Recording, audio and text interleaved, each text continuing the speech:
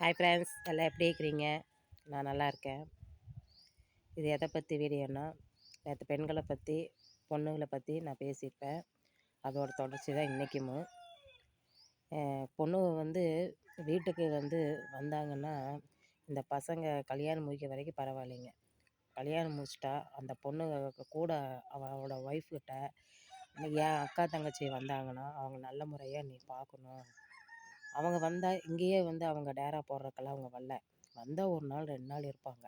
அந்த 1 நாள் 2 நாள் அவங்கள மதித்து அவங்களுக்கு என்ன தேவையோ அதெல்லாம் செஞ்சு அனுப்பு.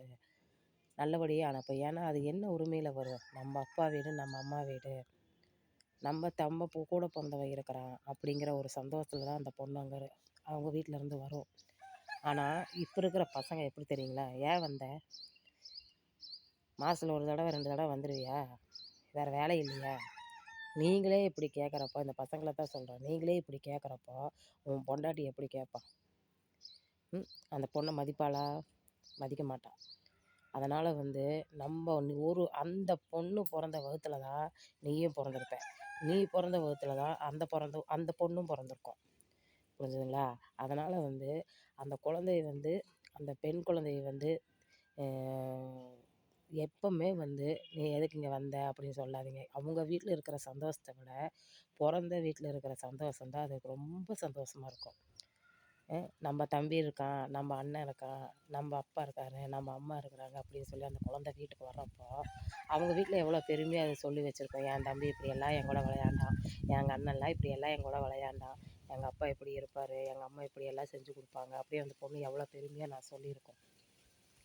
அதை அவங்க முன்னாடி கேவலப்படுத்துகிற மாதிரி நீ எதுக்கு அந்த குழந்தைகளுக்கு அதே மாதிரி அக்காங்களுக்கா இருக்கட்டும், தங்கச்சியாக இருக்கட்டும், அது குழந்தை பிறந்து அது குழந்தைய தூக்கிட்டு வந்தால் அந்த குழந்தைக்கு வேணுங்கிறது தாய்மாமன் முறையில் செய்யுங்க.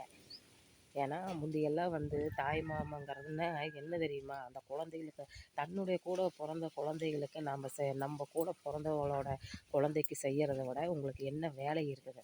உங்கள் குழந்தைகள நீங்கள் அப்போத்தான் உங்கள் குழந்தைங்க நாளைக்கு அதை பார்த்து வளரும்.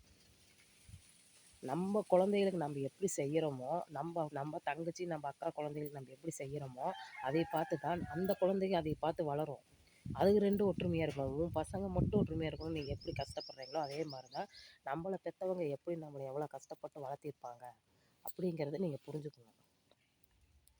நிறையா வீட்டில் நான் பார்க்குறேங்க, ஒரு கூட பிறந்தவங்க வீட்டுக்கு வந்தாங்கன்னா மூஞ்சி தூக்கிறது, வான்னு கூட கூப்பிட்றது கிடையாது வீட்டுக்குள்ளே. இந்த மாதிரி எல்லாம் இருக்காதீங்க ஃப்ரெண்ட்ஸ். நான் நிறைய பார்க்குறேன். மனசில் பாதித்ததை இந்த யூடியூப் மூலமாக நான் சொல்கிறக்கு ஒரு வாய்ப்பு கிடச்சதுக்கு ரொம்ப யூடியூப் நான் தலை வணங்குறேன். சரிங்களா? இந்த மாதிரி நம்ம சேனலில் இந்த மாதிரி ஒரு இந்த உலகத்தில் நடக்கிறது, அக்கம் பக்கத்தில் நடக்கிறது, நம்ம சொந்த பந்தத்துக்குள்ளே நடக்கிறது, நம்ம வீட்டில் நடக்கிறது, இதெல்லாம் சொல்லக்கூடிய அது நல்லதை மட்டும்தான். கெட்டதெல்லாம் நம்ம எடுத்து போகிறது கிடையாது. அதை என்னமோ பண்ணிட்டு போகிறாங்க. ஆனால் நல்லதை மட்டும் எடுத்து நம்ம சொல்கிறக்கு ஒரு வாய்ப்பு கொடுத்த அந்த யூடியூப்புக்கு நான் ரொம்ப தலை வணங்குறேன். புரிஞ்சுங்களா? சம்பாதிக்கலாம் அது வேறு.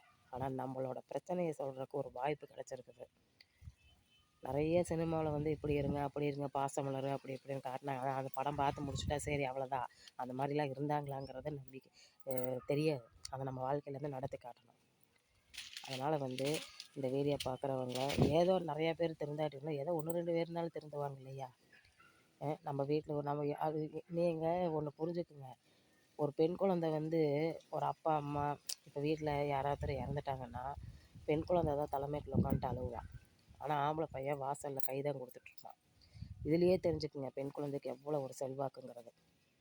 அதனால் பெண் குழந்தையில வீட்டுக்கு வந்தால் வாங்கன்னு சொல்லி மரியாதையாக அதுக்கு செய்ய வேண்டியதை செஞ்சு அனுப்புனீங்கன்னா அந்த குழந்தை கண்ணீர் விட்டுட்டு போச்சுன்னா நம்ம வீட்டில் குடும்பத்தில் நம்ம நல்லாவே இருக்க முடியாது. வீட்டில் பிறந்த குழந்தைங்க, பெண் குழந்தைகள அவ்வளோ ஒரு இதாக வச்சுக்கணும். நான் அதுக்காக ஆம்பளை பையனை நான் விட்டு கொடுத்து நான் பேசுகிறேன்னு சொல்லல. ஆம்பளை பசங்க பெண் குழந்தைகள பாருங்கப்பான்னு தான் சொல்கிறேன். இன்றைக்கி நீ பெற்றவங்களையும் அம்மாவையும் கூட பிறந்தவங்களையும் நீ நல்லபடியாக பார்த்தா நாளைக்கு பொண்டாட்டி நான் நல்லா வச்சுருப்பேன். உனக்கு பிறக்கக்கூடிய பொண்ணையும் நீ நல்லா வச்சுருப்பேன். அதுக்கு தான் இந்த வீடியோ பிடிச்சிருந்தா லைக் பண்ணுங்கள், ஷேர் பண்ணுங்கள், சப்ஸ்கிரைப் பண்ணுங்கள். Thank you friends.